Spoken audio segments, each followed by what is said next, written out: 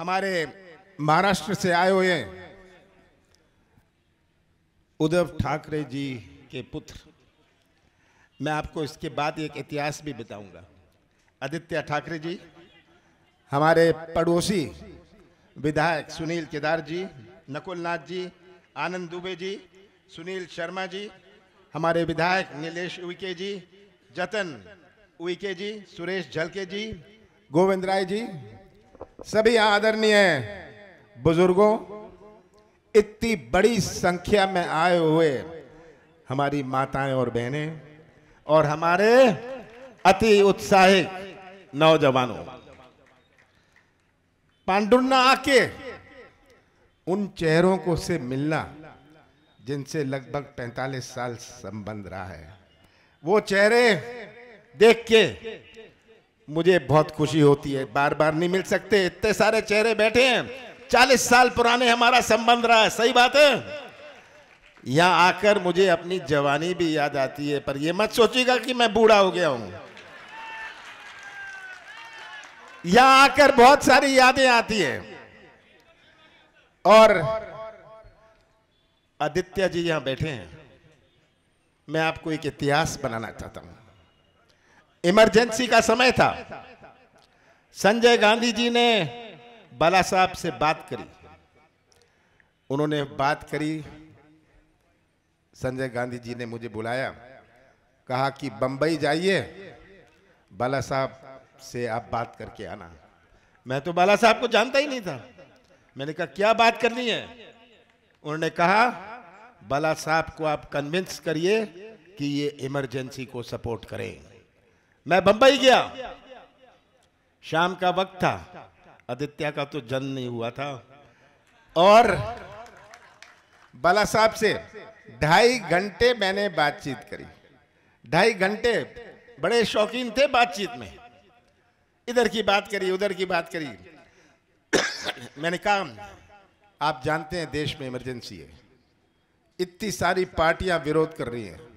उन्होंने मुझे बीच में टोका, कहते हैं शिवसेना आपको सपोर्ट करेगी, और शिवसेना ने इमरजेंसी को सपोर्ट किया।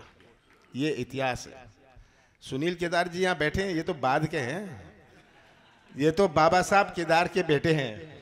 मेरे संबंध तो बाबा साहब केदार के साथ थे, और मुझे खुशी है कि सुनील भी उनके काबिल, उनके बराबर आज हमारे बीच में है। यहां मुझे आपको याद नहीं दिलाना कि पांडुर्ना क्या था 40 साल पहले। मुझे याद है नागपुर जाते वक्त, मुझे याद है यहाँ की सड़कें 6-6 इंच कीचड़ में हम चलते थे। आज मैं हेलीकॉप्टर में आता हूं, पर मुझे यहाँ की सड़कें याद हैं। मुझे यहाँ की सड़कें याद हैं जहाँ घर पहुँच के 1-1, 1.5 किलो मिट्टी, यहाँ के गांव में जो मिट्टी आती थी, हमारी पक्की सड़कें नहीं थी, यहाँ कोई हाईवे नहीं था। धीरे धीरे हम आगे बढ़े, धीरे धीरे आगे बढ़े, पर आगे का रास्ता भी बहुत लंबा है। सबसे बड़ी चिंता मुझे इन नौजवानों की भविष्य की है। आज का नौजवान जो भटक रहा है, आज का नौजवान जो मध्य प्रदेश का निर्माण करेगा, 1 करोड़ नौजवान मध्य प्रदेश में बेरोजगार हैं। अगर यही नौजवान जो मध्य प्रदेश का निर्माण करेंगे भविष्य में, इनका भविष्य अंधेरे में रहा तो क्या निर्माण होगा मध्य प्रदेश का? क्या निर्माण होगा हमारे पांडुर्ना का? क्या निर्माण होगा हमारे छिंदवाड़ा जिले का? अपने छिंदवाड़ा जिले की इतिहास नहीं बनाना चाहता हूं। हमारा सबसे बड़ा जिला है मध्य प्रदेश का, और यहां एक जिला है जहां सब पार्लियामेंट और जिला की सीटें कांग्रेस के विधायक है। ये एक जिला है, ऐसा कोई जिला नहीं है। मुझे आपने वोट नहीं दी, आपने प्यार और विश्वास दिया। जब मैं संसद में 40 साल बैठा, मैं बाकी सांसदों को कहता था, बाकी एमपीज को कहता था, आप तो यहां वोट लेके आए हैं, मैं तो प्यार और विश्वास लेके आया हूं। यह अंतर है, क्योंकि आपके प्यार और विश्वास मेरी सबसे बड़ी पूंजी रही है। और यह बात सच है कि मेरे पास अब समय कम है, मुझे पूरा प्रदेश देखना है, पर ये बोझ जो है पूरे छिंदवाड़ा जिले का और पांडुन्ना का बोझ आपको उठाना पड़ेगा। सब राजी हैं बोझ उठाने का? मेरे से उम्मीद मत करिएगा कि मैं आऊंगा, चुनाव के बाद मैं आऊंगा जब हमारी गवर्नमेंट बन जाएगी, पर अभी उम्मीद मत करिएगा। मुझे विश्वास है ये बोझ आप मेरे कंधों से उठाएंगे। चुनाव तो आते हैं, हर चुनाव के विषय होते हैं।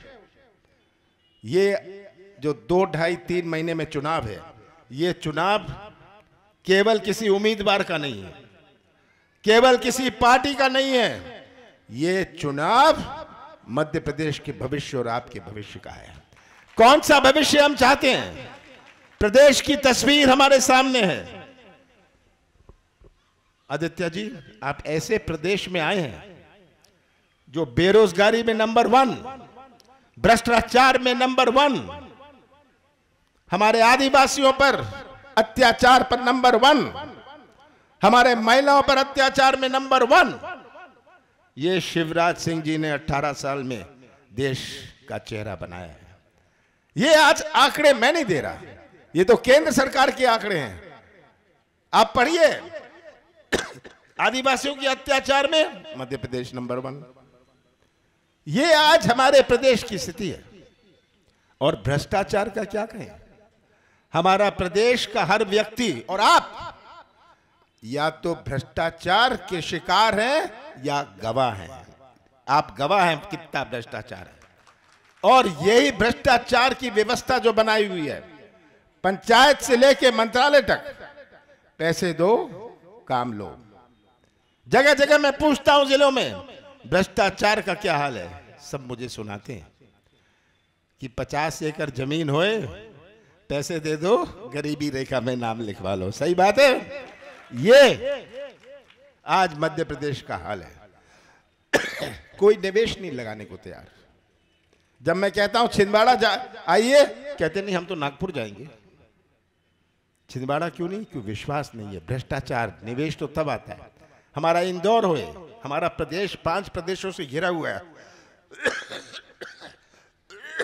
मेरा गला बहुत खराब है, अब क्या करें, बस जितना मैं बोल सकता हूं बोलूंगा। ये हमारा प्रदेश की तस्वीर आप सबके सामने है और यही चुनौती है आप सबकी। माताओं और बहनों, आपने इतने प्यार से पाला पोसा है बच्चों को, और आज का बच्चा जो भटकता हुआ मैं देखता हूं सड़क पर, ये बच्चे, मुझे बड़ी चिंता होती है, इसका क्या होगा। हमने तो प्रयास किया। छिंदवाड़ा एक जिला है जहां सबसे ज्यादा स्किल सेंटर है, सबसे ज्यादा स्किल सेंटर है। हमारे बच्चे देश भर में रोजगार पाते हैं, पर वो तो छोटा प्रतिशत है। बाकी बच्चे तो घूमते रहते हैं सड़क में। हमारी सरकार थी, मेरा प्रयास था कि मध्य प्रदेश को एक विश्वास का प्रदेश बनाएं। मध्य प्रदेश की पहचान माफिया से ना होए, मिलावट से ना होए। हमने शुद्ध का युद्ध शुरू किया, हमने माफिया के खिलाफ मूवमेंट शुरू किया कि मध्य प्रदेश की पहचान एक अच्छी पहचान बने। हमने अपने कृषि क्षेत्र में मजबूती आए। 15 महीने की हमारी सरकार थी, जिसमें से 2.5 महीने लोकसभा चुनाव और आचार संहिता में गए। 11.5 महीने में हमने अपनी नीति और नियत का परिचय दिया और प्रदेश में 27 लाख किसानों का कर्जा माफ किया। अपना छिंदवाड़ा जिले में 75,000। सही बात है। ये पहला किस्त था, ये तो पहला किस्त था। दूसरा किस्त चालू था कि हमारा प्रदेश एक कृषि प्रदेश है और अगर किराने की दुकान भी चलती है, किसानों के जेब में पैसा होता है तब किराने की दुकान चलती है। मुझे ये पांडुन्ना का बाजार याद है। कितनी दुकानें थी, जो बुजुर्ग बैठे हैं आप जानते हैं कितनी दुकानें थी। जब ये हाईवे की बात चली, आवागमन की बात केवल नहीं थी, आवागमन तो बनता, आवागमन होता, पर आर्थिक गतिविधि, मजदूरी मिली, किसी की ट्रक चली, किसी की बस चली, हमारे बाजार में कुछ रोशनी आई। 6000 किलोमीटर हमारी ग्रामीण सड़कें की शुरुआत और निर्माण किया गया, मजदूरी मिली। इसलिए आज छिंदवाड़ा का बाजार हो, पांडुन्ना का बाजार हो, सौंसर का बाजार हो, 10 साल पहले कितना बड़ा बाजार था, 20 साल पहले। मैं तो पूछता हूं आदित्य जी, 80 में ये संतरों का जिला है। ये मत सोचिएगा कि संतरा नागपुर का है, ये तो फोकट में नागपुर का नाम ले लिया, फोकट में, क्योंकि रेल सेंटर था। यहां कोई रेल नहीं रुकती थी, याद है आपको? कोई रेल नहीं। संतरे के किसान मुझे फोन करते थे, हमारा संतरा सूख रहा है, हमें रेक दिलवा दीजिए। याद है आपको? रेक दिलवा दीजिए। तड़पते थे, एक गाड़ी नहीं रुकती थी यहां, एक पैसेंजर गाड़ी नहीं रुकती थी। याद है आपको? वो समय याद है आपको? ये हमारा भी एक पांडुन्ना था। और संतरे की फसल सूख जाती थी, तब मैंने कहा मैं करूंगा, मैं अपने किसानों की फसल सूखने नहीं दूंगा। रेक और हमारी पैसेंजर गाड़ियां रुकनी पड़ी। मुसीबत तो मुझे हुई, क्योंकि ये गाड़ी यहां से सीधे बैठे पांडुन्ना स्टेशन से और दिल्ली पहुंच गए, मेरे पास पहुंच गए, इनको ये सुविधा मिल गई। एक संबंध तो था ही, पर मुझे खुशी है वही पांडुन्ना आकर जिसने मुझे प्रेरित किया था। और एक बात और बता दूं आदित्य जी, मैंने फैसला लोकसभा चुनाव का लड़ने का 79 में पांडुन्ना में लिया था, पांडुन्ना में लिया था। ये नीलेश ताली बजा रहा है, इसको क्या पता था? इसके पिताजी मेरे साथी थे, मैंने इनकी पिताजी की मूर्ति का अनावरण किया। मैंने कहा ये ऐसे है कि इनकी मूर्ति बननी चाहिए। आज ये हमारे विधायक हैं, पर आज प्रश्न हमारे सामने किसी विधायक का नहीं है, किसी पार्टी का नहीं है, भविष्य का है। मैं तो आपसे कहता हूं, पांडुन्ना ऐसा था क्षेत्र था जब हम देखते नहीं थे पांडुन्ना की ओर। 25-30 हजार की लीड तो आ जाएगी, पता नहीं बीच में कौन सी बीमारी शुरू हो गई, कौन सी बीमारी शुरू हो गई। पर अब मुझे पूरा विश्वास है कि जो पांडुन्ना का पुराना इतिहास था, वो इतिहास को आप बदलेंगे और सबसे ज्यादा वोटों से हम पांडुन्ना जीतेंगे। आप सब तैयार हैं? भारतीय जनता पार्टी की राजनीति आपको समझनी है। अभी आपको आदित्य जी बता रहे थे, मैं मुख्यमंत्री था, मैं भी सौदा कर सकता था। विधायक आते थे मेरे पास कि आज 5 करोड़ रुपए मुझे मिल गया। मैंने कहा मौज करो, संभाल के रखना। कहां रखे हैं पैसे? कहता था मेरी मोटर में है, इसीलिए मैं आया हूं आपके पास कि आप जमा कर लीजिए मेरे लिए। ये बात भी कह देते थे। मैं सौदा कर सकता था, पर मैं सौदा करके कुर्सी पर बैठने के लिए तैयार नहीं था। ये हमारे छिंदवाड़ा जिले की परंपरा नहीं है। हमें उन मूल्यों की कदर करनी है, हमारे सामाजिक मूल्यों की। हमारा देश आज इन मूल्यों पर टिका है। मैंने कहा मैं सौदा नहीं करूंगा, कोई पैसे मैं देने वाला नहीं। हमारी सरकार गई, मुझे चिंता नहीं थी, पर समय आ गया है, समय आ गया आपको इनको पहचानने का। भारतीय जनता पार्टी की राजनीति क्या है। 2014 में कितनी लंबी चौड़ी बातें हुई थी।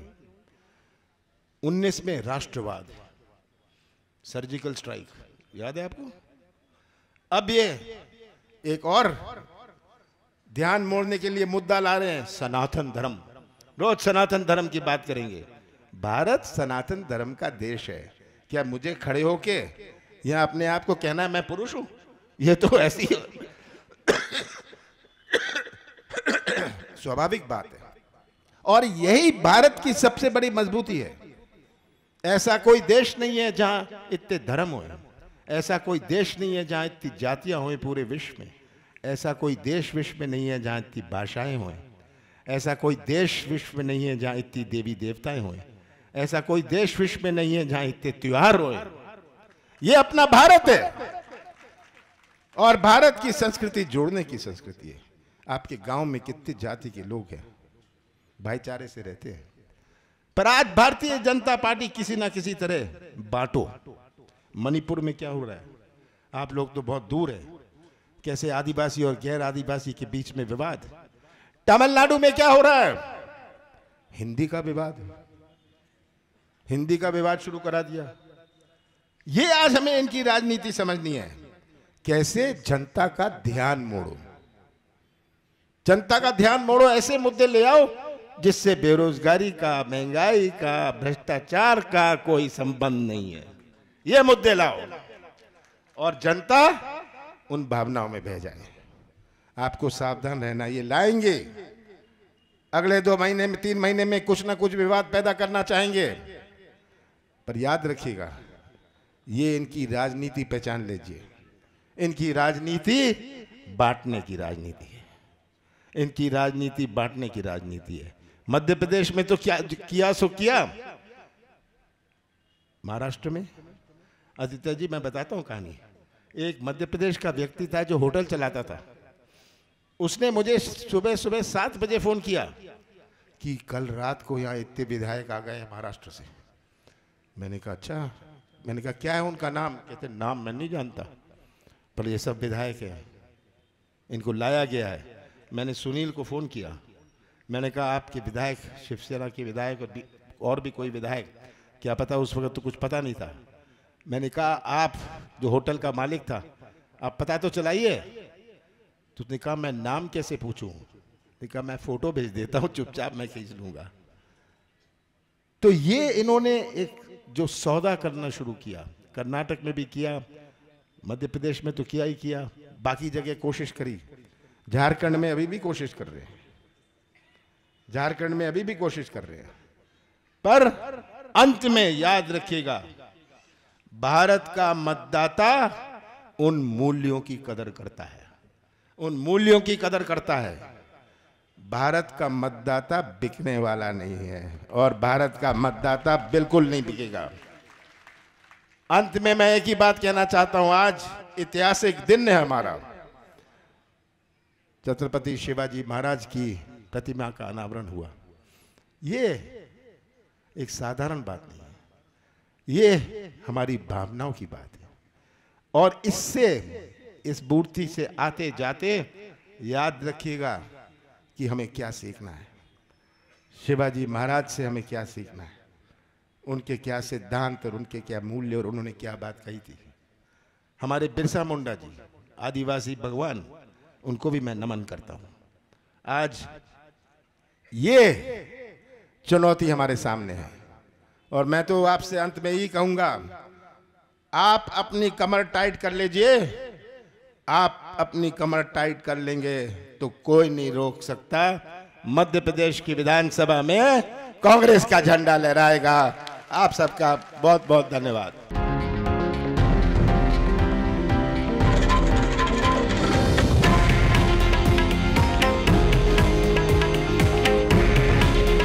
हे आहे देशातील नंबर 1 न्यूज नेटवर्क आणि आपण पाहत आहात TV9 मराठी।